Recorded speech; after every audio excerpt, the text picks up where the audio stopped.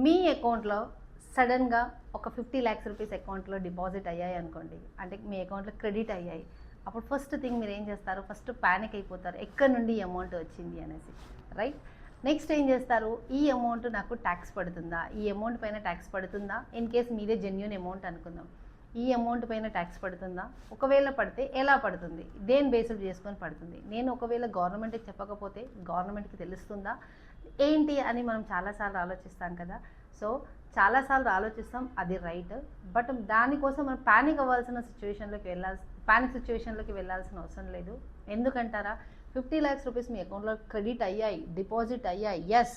But దానికి మీరు panic కావాల్సిన అవసరం లేదు. మీరు ఆ సోర్స్ ఎక్కడిది, ఆ ఫండ్స్ ఎక్కడి నుంచి వచ్చాయి అన్నది మీరు జెన్యున్గా చెప్పగలిగితే, అండ్ జెన్యున్గా చెప్పి, in case if it is your income అనుకుంటే అది గవర్నమెంట్కి మీరు ఇన్కమ్ ట్యాక్స్ రూపంలో ఇన్ఫామ్ చేశారంటే ఆ అమౌంట్కి మీకు ప్రాబ్లం లేదు.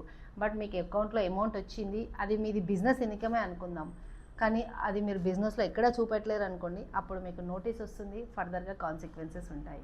లేదు అంటే మీరు ఒక ప్రాపర్టీ సేల్ చేశారు, ప్రాపర్టీ సేల్ చేసినప్పుడు మీకు కొద్దిగా క్యాపిటల్ గెయిన్ వచ్చింది, బట్ మీరు అది కూడా గవర్నమెంట్కి చెప్పలేదు, లేదంటే ఇన్కమ్ ట్యాక్స్ ఫైల్ చేయలేదు, అప్పుడు కూడా మీకు నోటీసెస్ వస్తాయి, కాన్సిక్వెన్సెస్ ఉంటాయి. సో మీరు క్యాపిటల్ గెయిన్ అనేసి కమెంట్ చేయండి.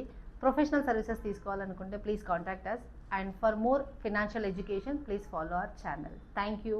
Have a nice day.